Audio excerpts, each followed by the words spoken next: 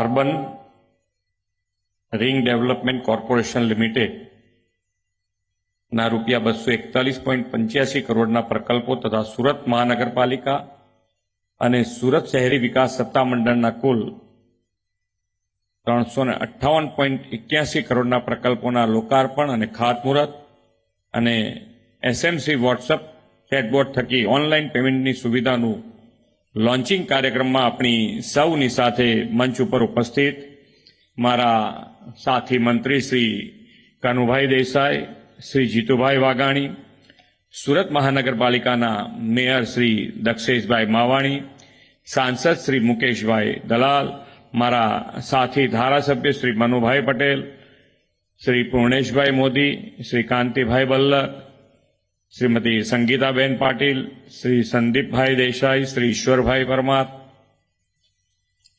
સુરત મહાનગરપાલિકાના deputy mayor doctor Narendrabhai Patil, standing chairman Shri Rajanbhai Patel, દંડક શ્રી ધર્મેશભાઈ વાણિયાવાલા, સુરત મહાનગરપાલિકાના કમિશનર શ્રીમતી શાલિની અગ્રવાલ, કલેક્ટર શ્રી, આમંત્રિત સર્વે મહાનુભાવો, પ્રેસ મીડિયાના મિત્રો, સૌને મારા નમસ્કાર. કેમ એકદમ શાંત થઈ ગયા?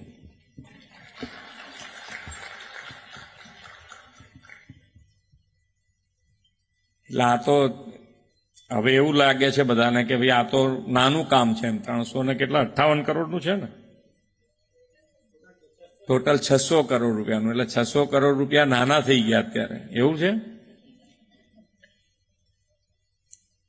પણ માન્ય વડાપ્રધાન શ્રીએ જ્યારે મુખ્યમંત્રી હતા ત્યારે 2005માં શહેરી વિકાસ વર્ષ શરૂ કર્યું. અને એ શહેરી વિકાસ વર્ષ શરૂ કર્યું એ પહેલાની તમે આ સુરત મહાનગરપાલિકાની સાથે બધી મહાનગરપાલિકાઓ, કોઈ પણ મહાનગરપાલિકામાં તમે 10 લાખ રૂપિયાનું કામ લઈને, શું હું કહું છું કે લાખ રૂપિયાનું કામ લઈને જ નહીં જતા હોય. અહીંયા બેઠેલા કોઈને અનુભવ હોય તો કહી શકે કે ભાઈ હા, ખરેખર લાખ રૂપિયા માટે તમારે એટલી બધી તકલીફ પડતી હતી કે લાખ રૂપિયાનું કામ લઈને જવું કે ના જવું. આજે 1 કરોડનું કામ સામાન્ય નાગરિક સોસાયટી થકી કોર્પોરેટર જોડે આરામથી જઈ શકે છે.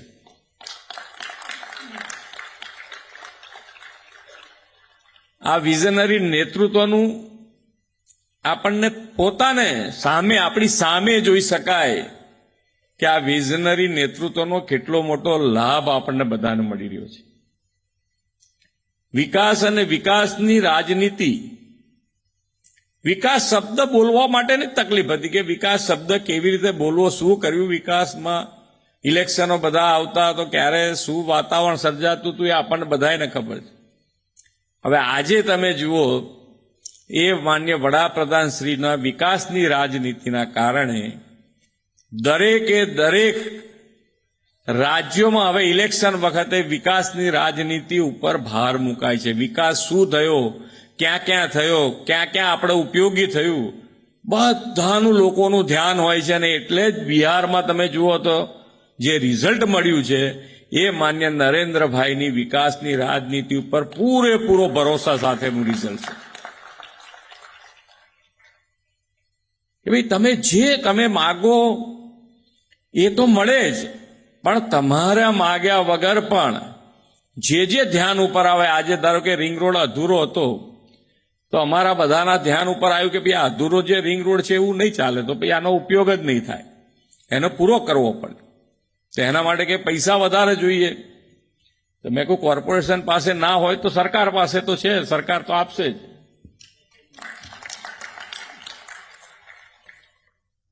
તો આજે આ રિંગ રોડ પૂરો થશે તો ઘણો બધો તમને ટ્રાફિક સમસ્યામાં મોટો ફાયદો થયો. ઇઝ ઓફ લિવિંગ કેવી રીતે વધે એના માટેનો હર હંમેશ પ્રયત્ન થયો છે. ડિજિટલ ઇન્ડિયાની જે વાત હોય તો ડિજિટલ ઇન્ડિયાની જ્યારે વાત થતી ત્યારે લોકોને બધાને એમ હતું કે આ ડિજિટલ ઇન્ડિયાની સાહેબ વાત કરે છે, આ ડિજિટલ ઇન્ડિયામાં કેવી રીતે આગળ વધાશે. તમે જુઓ આજે નાના રેકડી વાળા ડિજિટલ પેમેન્ટ તમારે આમે મૂકી દે છે કે આની પર કર દો પેમેન્ટ, આરામથી લે છે.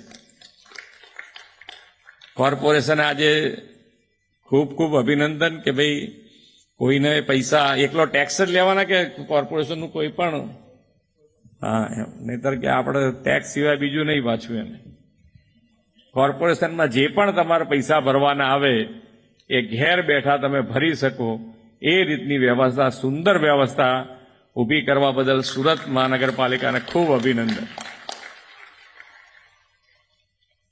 એટલે માનનીય વડાપ્રધાન શ્રી જે પ્રમાણેનું ડેવલપમેન્ટ કર્યું છે, જે પ્રમાણે દેશને આગળ વધાર્યો છે, કે જે એમનું વિઝન કહીએ તો વિઝન તમે 2000 આપણે રણોત્સવની વાત બધા કરતા હોઈએ, રિવરફ્રન્ટની વાત અમારા ત્યાં અમદાવાદમાં રિવરફ્રન્ટ બન્યો છે. એ રિવરફ્રન્ટ ઉપર પણ ઘણા બધાએ જોયો હશે, અહીંયા આગળ પણ કંઈક આયોજન કર્યું છે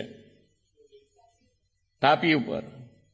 પણ તમે અમદાવાદ રિવરફ્રન્ટ ઉપર પહેલા જ્યાં ગાડી એ કાંઠા ઉપર નદીમાં લોકો સર્કસ કરતા, એનું આજે વર્લ્ડ ક્લાસ ડેવલપમેન્ટ આપણી નજર સામે દેખાય છે.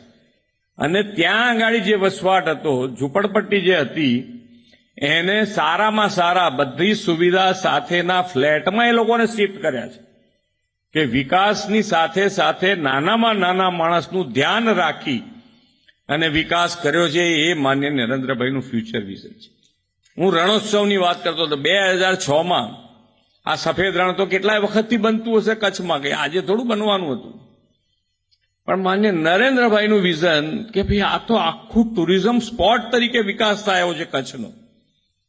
તો 2006માં એમણે કીધેલું, જ્યારે શરૂઆત એમણે કરી ત્યાં આગળ, તો કે અહીંયા દેશ અને દુનિયાથી લોકો અહીંયા આવશે. ને આજે જુઓ તમે કે બેસ્ટ ડેસ્ટિનેશન ફોર ટુરિઝમનો એવોર્ડ એને મળ્યો છે, ધોરડોને મળ્યો છે. આજે ગ્રીન એનર્જીની વાત થતી હોય તો ગ્રીન એનર્જી માટે ખાવડામાં સૌથી મોટો, એશિયાનો સૌથી મોટો પ્લાન્ટ ત્યાં આગળ સોલાર પ્લાન્ટ ત્યાં લાગ્યો છે. હવે ખાવડાની એ જગ્યા તમે જોવા જાઓ ને કોઈક વખત તો તમને એમ થાય કે અહીંયા પગ મુકાય એવો નથી. જો વધારે વરસાદ ત્યાં પડી ગયો હોય, પાણી પડી ગયું હોય, તમને એમ લાગે કે અહીંયા આગળ ક્યાં કેવી રીતે નજર જ તમારી ના જાય ત્યાં, કે અહીંયા કંઈ જવાય નહીં, કરાય નહીં કશું એમ. આજે સૌથી મોટો, દુનિયાનો સૌથી મોટો એનર્જી પાર્ક ત્યાં આગળ, ગ્રીન એનર્જી પાર્ક ત્યાં આગળ તૈયાર થઈ ગયો છે. 37 ગીગાવોટનો પ્લાન્ટ તૈયાર થયો છે. એટલે ડેવલપમેન્ટ અને ડેવલપમેન્ટની દિશા કેટલા સ્કેલ ઉપર. તમે જ્યારે આમાં શું છે, ઘણી વખત આપણને શહેરમાં રહેતા હોય એટલે ફેસિલિટી, અમુક વસ્તુ આપણને પહેલે દાડાથી મળી ગઈ હોય કે ભાઈ લાઇટ છે, પાણી છે, રસ્તા છે, બધું પહેલા દિવસથી મળી ગયું હોય. એટલે ઘણી વખતે આપણને એક ડેવલપમેન્ટ, પણ જ્યારે તમે થોડુંક પાછળ જઈને જુઓ, હમણાંની જ વાત છે એમ કહીએ 2005 એટલે 20 વર્ષ, અને 20 વર્ષ પહેલાની વાત તમે જુઓ, જ્યારે ગુજરાત મહારાષ્ટ્રથી છૂટું પડ્યું ત્યારે ડેવલપમેન્ટ માટે એવું કહેવાતું કે આ એક બાજુ દરિયો છે, એક બાજુ રણ છે અને એક બાજુ ડુંગર છે. એમાં આ ગુજરાતનું ડેવલપમેન્ટ કેવી રીતે થશે? અને દરિયા સામું તો તમે જોશો જ નહીં એમ કહે તો ચાલે. ફક્ત અને ફક્ત એકલી શેને કહેવાય કે દાણચોરી માટેનો પ્રખ્યાત આપણો, એની ઉપર બિઝનેસનો કોઈને વિચાર જ ના આવ્યો.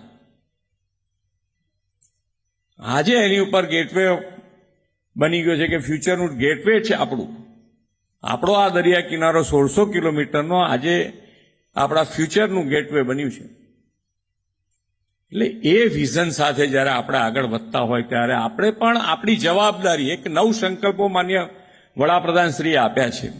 એ નવ સંકલ્પો જેને કહી શકાય કે એમાંથી આપણે રોજબરોજ જે કામમાં આવ્યો છે, ધારો કે સ્વચ્છતા. અત્યારે સ્વચ્છતામાં સુરત આખા દેશમાં નંબર 1 પોઝિશન ઉપર હોય, અને એમાં તમારો સાથ અને સહકાર કાયમ મળે. આપણો સ્વભાવ જ બની જવો જોઈએ સ્વચ્છતા માટે, અને એ સ્વભાવ બને ત્યારે જ આ નંબર છેક. હવે ટકાઈ રાખવો મુશ્કેલ હોય, એક વખત તો લઈ લીધો બધા ભેગા થઈને તમે, પણ એને ટકાઈ રાખવો પડે. અમે કહીએ છીએ પરમેનન્ટ ટકાઈ રાખો, જેને જે ઓડિફાઈ કર્યું હોય તમારી જોડે કરે, પણ તમારે ટકાઈ રાખવો જોઈએ. અને એ ટકાઈ રાખવું હોય તો સ્વચ્છતા તમારે સ્વભાવ બનાવવું પડે કે ભાઈ આપણે પણ એની અંદર એટલી જ સહકારિતા આપવી પડે, સહભાગીતા થવું જ પડે કે ભાઈ આજે જે પ્રમાણે વરસાદની પેટર્ન બની છે કે ભાઈ એક તારો વરસાદ ગમે ત્યારે પડે ત્યારે એક ધારો પડી જાય ક્યાં ગાડી, તો ગ્લોબલ વોર્મિંગ અને ગ્લોબલ વોર્મિંગમાંથી બહાર નીકળવા માટેનો પ્રયત્ન કેવી રીતે કરી શકાય? તો જેટલું ગ્રીન કવર વધે એ ગ્રીન કવર જેટલું આપણે વધારતા જઈશું એટલા એની અંદરથી જલ્દી બહાર આવીશું. તો આ ગ્રીન કવર વધારવા માટે શું કરી શકાય?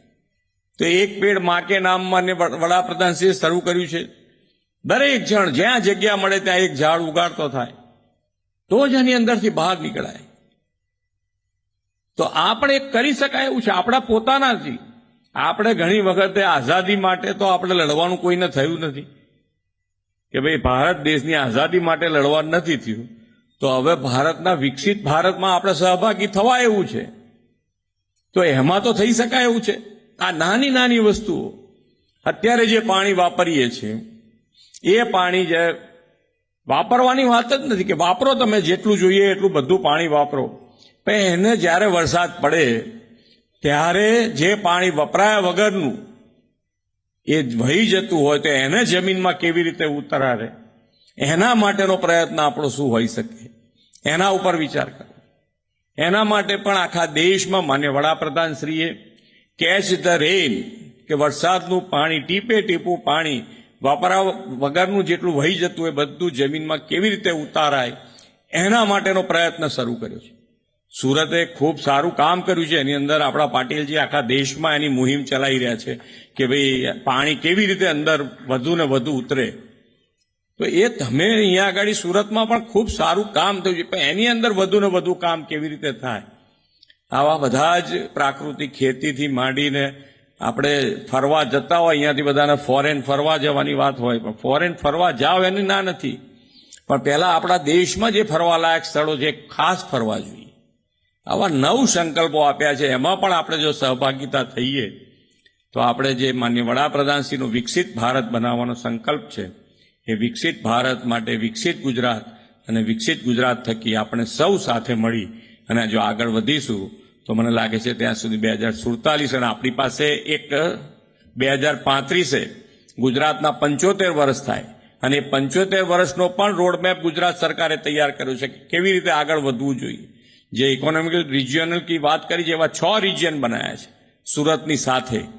એ 6 રિજિયનમાં કેવી રીતે આગળ વધી શકાય અને 75 વર્ષે ગુજરાત ક્યાં હશે એના રોડમેપ સાથે જો આપણે આગળ વધીએ તો આપણને વિકસિત ગુજરાત અને સૌથી વધારે લીડ લઈને વિકસિત ભારતના માટે સૌથી વધારે લીડ લઈને કોઈ આગળ વધશે તો એ ગુજરાત વધશે. એમાં આપણા સૌનો સાથ અને સહકાર મળી રહે એ જ અભ્યર્થના સાથે વિરમું છું. ભારત માતા કી જય. વંદે માતરમ. જય જય ગરવી ગુજરાત.